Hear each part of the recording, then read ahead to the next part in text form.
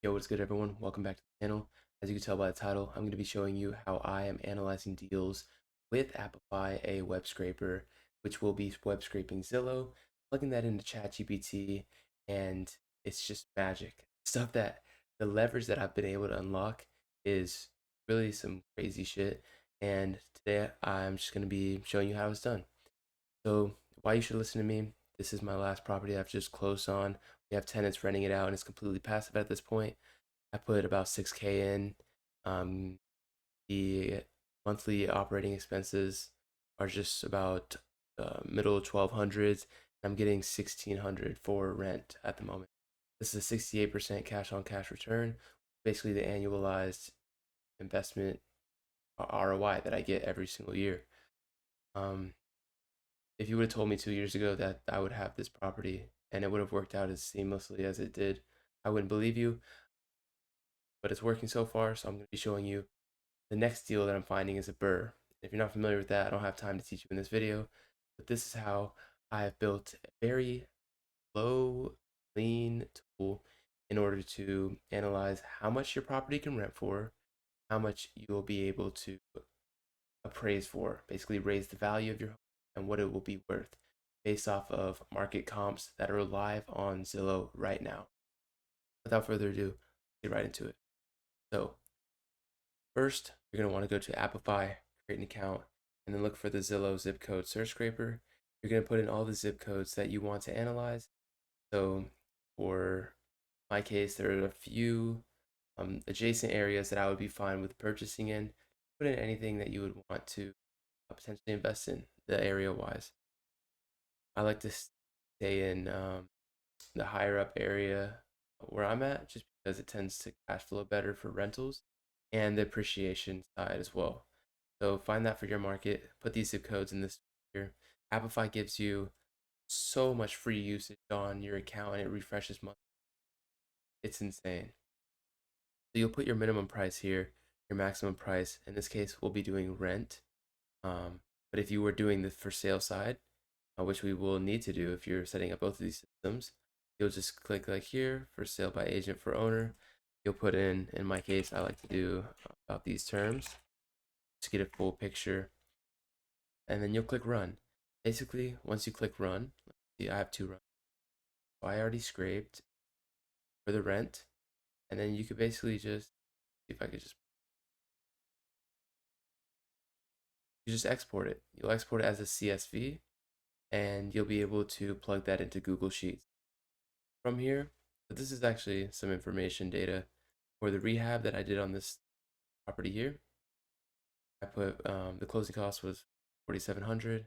Put all the renovations in. That ended up making it higher value, and I was able to command 1,500 rent. So pretty sick. Anyways, getting off topic here, we have our exported CSV that we just took from Apify. Right here, we have the sell side and we have the rent side. Why is this so valuable? Because this is all the active Zillow listings in our area. We're going to be able to filter this as I have here, bedrooms and bath, and square footage. Now, there is a lot more columns in this spreadsheet that I have and that you will get. You will need to clean this data if you want to use a proper token limit in ChatGPT. I'm hiding a few columns just for data privacy and the addresses and whatnot. But basically, you have all of this market data. It's beautiful. You'll be able to basically take this, you'll be able to export this as a PDF. So ChatGPT can read it because it can't read CSV. You'll be able to take all of this rental data, beautiful data all mapped out. And I had a filter on this too, but I had to remove it to export it. So you take both of these, right? And then you have both of these files, right? Oh, so I guess ChatGPT can read CSV. So you can export it like that. You'll go to ChatGPT, right? You'll feed in the rent. You'll feed in the and what this is called is searching for comparables. It's basically like the marketplace. What is it commanding right now? And then you could just put in. And I've been using so much AI, so much ChatGPT for all things real estate investing. This is just something that I really wanted to touch on because of it's a little bit more advanced with the Apify scraping. This database is invaluable. So let's see here. So yeah, you just plug in that, plug in the rent. So basically, let's do it right here. You just add the photos and files, plug both of these in, and then you would upload it like that. I don't want to waste energy using these prompts, but yeah, sometimes you have to play with it. But basically, it has all the data here. I want you to see the value of my property. It is a townhouse, 2 bed, 2 bath. You just put all the information in, completely remodeled, compared to the comps based off of the data, right? And it didn't. It had trouble pulling it up, and then I gave it an example that it could pull from. So it ended up being like a data entry issue, and then it found it out by itself. Stuff isn't perfect yet, and that's the exact reason why you should be leveraging it now. Next few months, year or two, it's gonna be unrecognizable. Apart from that, it was able to pull the comp, and I asked how much I could charge for rent. Oh, it looks like I had to re-upload it just for memory issues because this was so much data. But yeah, so it could charge about 1,500 per rent. This is a very conservative figure. As you can see, I got 1,600 for rent. I told it that, and it was basically able to tell me why.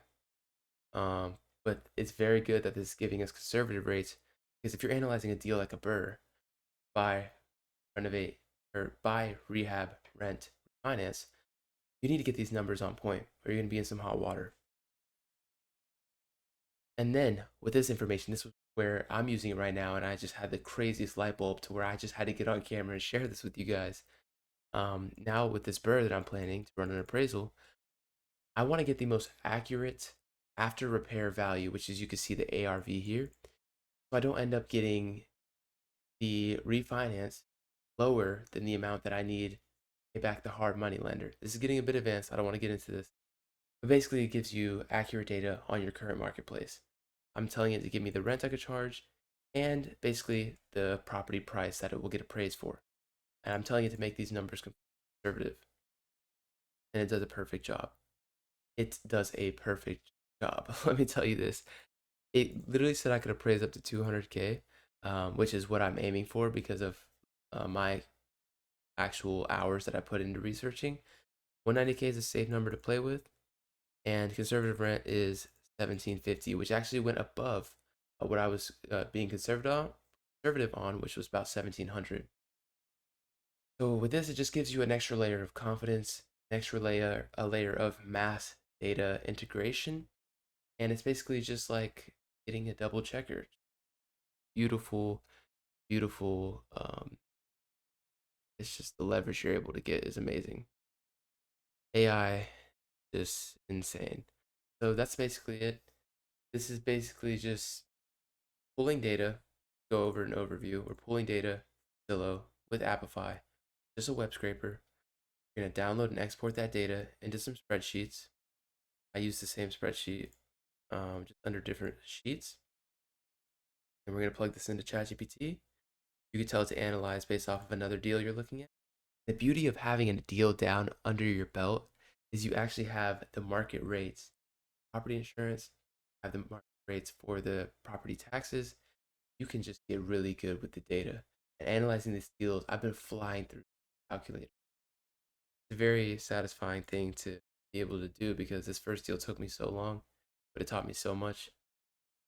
And yeah, I was able to close on this house completely just money passively. Crazy, but it is possible. If you want more information, leave me a comment. I'll get back to you. Like the video if you found any value in this. I know I'm a little bit ramble. No, I've been rambling, a little bit scattered. It's like 12 a.m. right now, as you can see the clock right here. Oh, I'm not blocking it. But yeah, so much for watching and I hope you found it useful.